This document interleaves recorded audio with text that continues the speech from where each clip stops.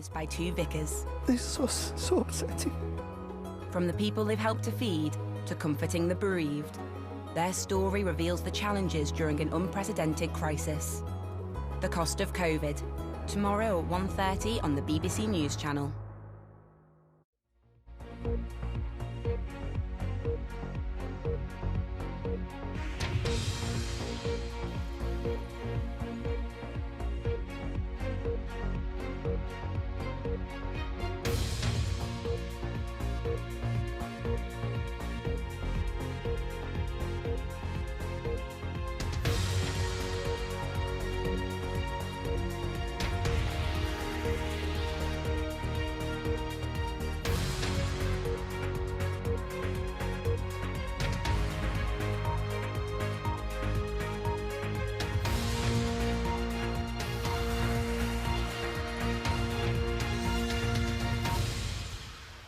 This is BBC News. I'm Shaun Ley. The headlines at 7 o'clock.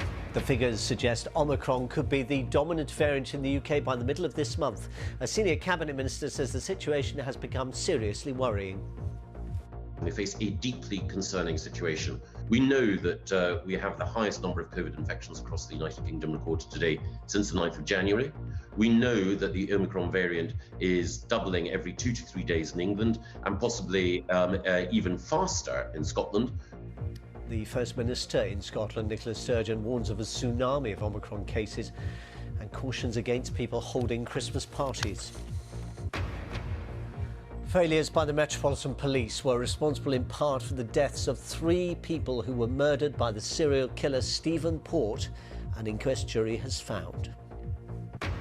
2 separate sources have told the BBC that the Prime Minister's Director of Communications, Jack Doyle, offered his resignation to Boris Johnson because of his attendance at the Christmas party was revealed, but Boris Johnson would not accept it.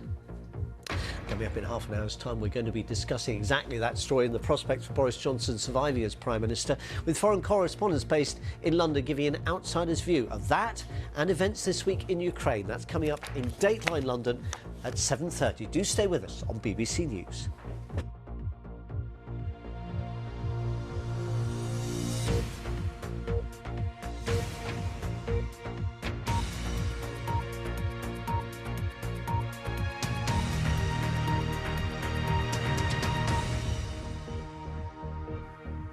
Hello, and if you just joined us, a warm welcome to BBC News. It's a busy hour coming up. Let me begin with the government warning tonight of a deeply concerning situation as new data confirms Omicron in the UK is growing rapidly in all parts of the country, and ministers have been advised that it will likely be the dominant